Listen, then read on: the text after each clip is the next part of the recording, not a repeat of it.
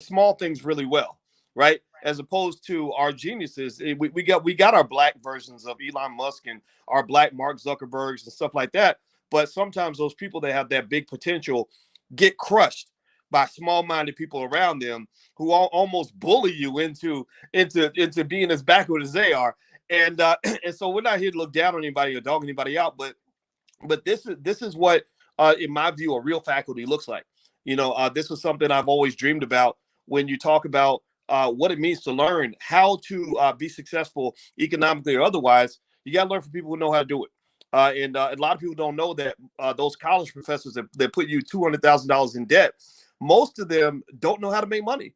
Most of them, many of them don't own any real estate, have never engaged in any sort of big business transaction, or maybe own some shares of stock in their 401k, but that's about it. Have never run a business. Some of them never even worked for a corporation. So it doesn't mean that they have no value. It just means that there is another level that you have to go to, right? Like if you're trying to learn how to win a championship, you don't go talk to a high school basketball coach. You need to go talk to Michael Jordan or LeBron.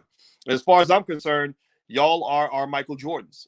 You don't just know what the heck you're talking about because you can teach anybody, but you also understand the specifics of what our community needs right now and what we're trying to do and what we're working with. So that's why I respect y'all so much.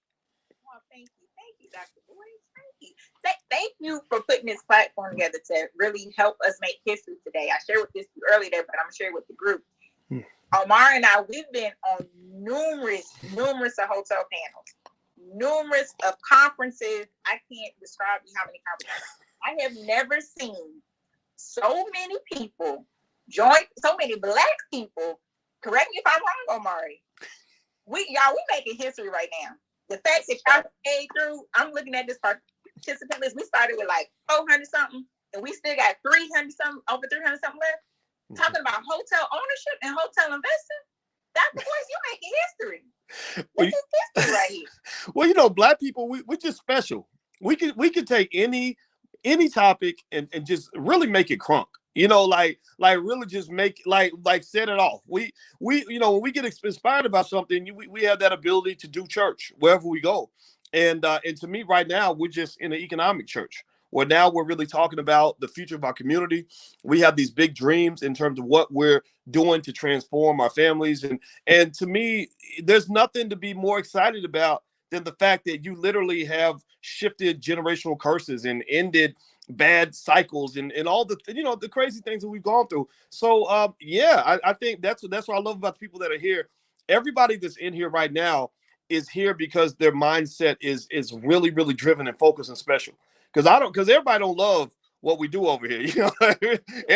Some people get nervous and squeamish and because we take our stuff seriously. Because again, to go to the Jordan LeBron analogy, we're trying to win championships. Everybody didn't want to play with LeBron or play with Jordan because they know that they're going to have a standard, and we have a standard here, and everybody meets it. So God bless everybody in here that's doing the best you can with your family. I'm telling y'all, everybody who showed up today, everybody who registered, y'all literally making history. This is beautiful. This is it's a really big deal, like Davon said, and so as you said, Dr. Boyce, like she and I, we both went to school for hotel administration, right? To work in the hospitality industry, and I mean, I'm sure we can both tell you without prompting that there were no classes about ownership. Right, wow. There were no classes. Like it was kind of like an owner exists, and this is how you service them. Yes, manager, right? Yeah. You're like retired. You're servicing other people's dreams, right? And so the really in-depth side of it didn't really come until you get out into the industry and you keep hitting those walls and keep hitting your head against those things. And we both started our operations. I used to be a housekeeping manager. And seeing what it looks like, and then you understand, like, well, there's a lot of money made, right? Now the question is, where's it going to? Because you got to remember, right now we're in a quote unquote recession, but the money doesn't evaporate; it just changes hands. So we're in the midst of an asset that has seen its worst day ever. We're in recovery mode, and you have the chance to ride a wave of recovery. Right, there's a lot of data surrounding this, so everything that you spoke about was spot on, and I love the fact that we're able to bring the best of melanated talent out and get you a lineup of folks to say, hey, we're here, not just are we here with information, we're here with education, and we're here with open arms and open ears to try to help these dreams come to fruition. Yeah, I love it. I love it. And to your point about, the fact that it just so happens that when we're being trained about this stuff, they always talk about the owner, like the owner's the Wizard of Oz, and we're there to service the owner. That ain't no accident. It's right. We know that, right? And, especially when you think about university systems in terms of how they teach us how to go into business. If you go to most of the regular schools, the state schools, University of Texas, stuff like that, usually they're going to gear your training toward working for somebody else, right? How to be a good employee. But if you go to the elite schools, Harvard and Yale and stuff like that, that's when they start actually having those serious conversations about actually owning and running the company, right? And this goes back 1,000 years. If you study the history of the European feudal system, which that's kind of what capitalism is rooted in, you had 90% of the population working their butts off to service the top 10%.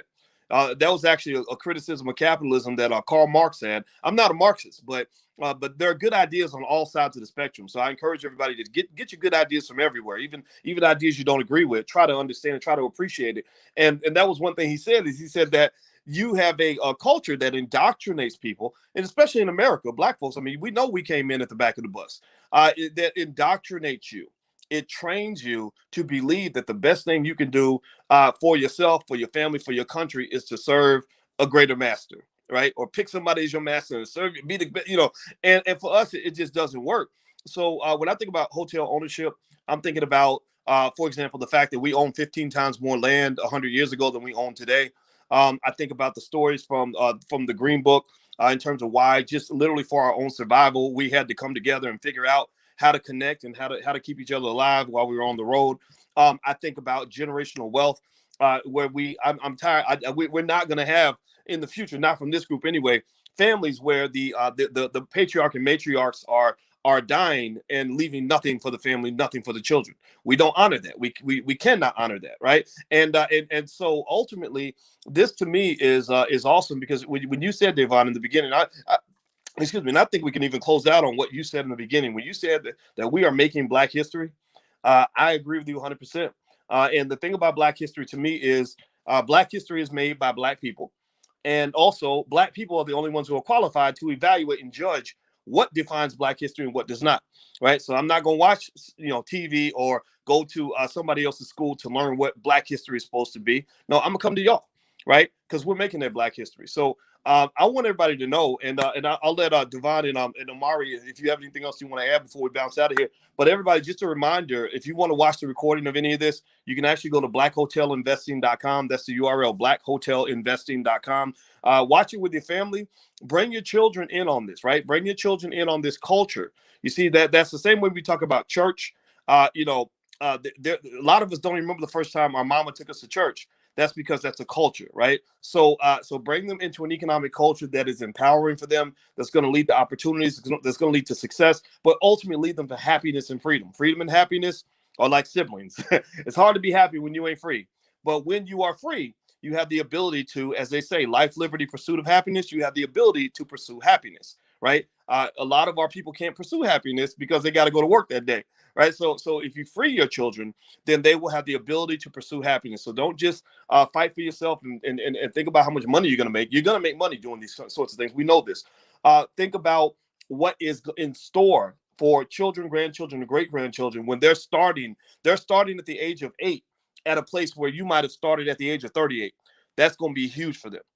So ladies first, I guess. Devon, did you have anything you wanted to add before we bounce out of here? And then Amari, I'll let you, and then I'll close this on out. Anything you want to add? What you said just touched it. It made me think as you talking. When I started talking more and more about hotel ownership, as far as publicly creating these courses and everything, and just having these conversations, more and more kids as young as 8, now they're saying they want to become a hotel owner. Wow. Now they didn't know that it was a possibility. They didn't even think about buying a hotel. So now when they go to their family reunions, now they're thinking about hotel ownership. So you're saying that and telling these phenomenal people to listen in, share this with your family. Share this, have these conversations at your next family reunion, at your next dinner table, or your next virtual Zoom, or whatever you have. talk about possibility of actually owning something, actually pulling your money together. That's what I do with my family, right? That's what I do. I literally do that about my family. We own land. Y'all, let's own a hotel. We keep giving all this money to other hotels, other lodging establishments, the host our family reunion. Why can't we pull our money together? We're very educated, and y'all showed up today, so I already know y'all educated. All right. So just beautiful. And again, just congratulations. Continue to make history. I'm going to lead passes over to my brother Omari.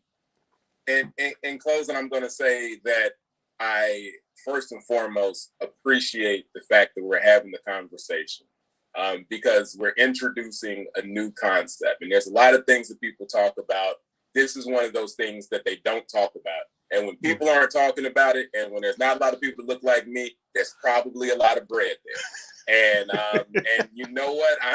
I'm chasing it. I'm chasing it every time. And I don't want the slice, I want the loaf. So this is what we're here to do. Understand that it's not a foreign concept to us at all. We heard the story of the Green Book many a times throughout this course. Like I always say, and Davon always laughs at me, if we were the first Airbnb, right? Historically, Black folks traveled to see people and not things, because you couldn't get into the things you couldn't get into things through the segregation and discrimination, right? So you're traveling to see people. You had to stay with people, right? We've been traveling. We've been hosting for years. We've been here. This is within us. This is not a new thing, right? Somebody just figured out how to put a game on top of the game. So all we have to do is access it. So let us be your access. Davon always tells everybody that you be your pathway to hotel ownership. We will be your access. And more importantly, we're here to advocate for you and assist you. All right. And real quick, I want to remind everybody that if you want to see the recording of this wonderful conference and hear from the experts, you can go to blackhotelinvesting.com. And like Devon was mentioned earlier, and Omari as well, this is a culture. This is not a class. This is a culture. Think about it like if you have a family full of basketball players, basketball's in the culture. Everybody's dribbling basketballs when they're 2 years old. If you have a family full of rappers, hip hop is in the culture, right? They're rapping at the age of 4. Anything else is a culture, right? So for us, what is your culture? You shape that. You shape that. This is your time.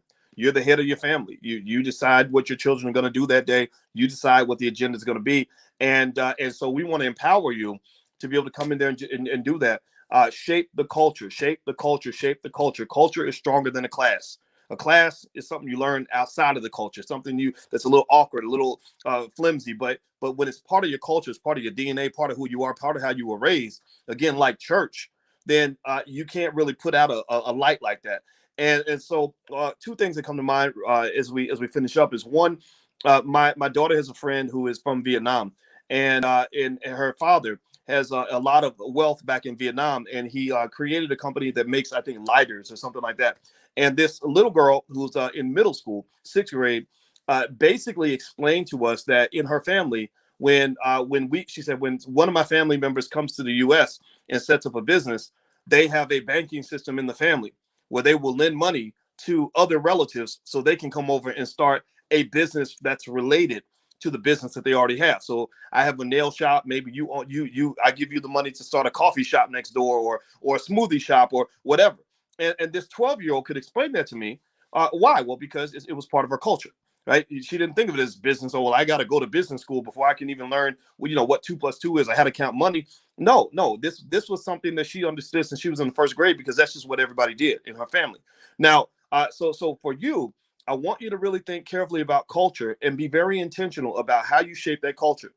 Speaking of culture, last point I'll make, I got to bring in my grandmother into the room. My grandmother, Felicia, she's on the wall right here. She is that Panther. We named our Black Panther in the Black Business School Felicia, after my late grandmother, who was the first person to introduce me to economics when I was a kid. She never made more than $20,000 a year.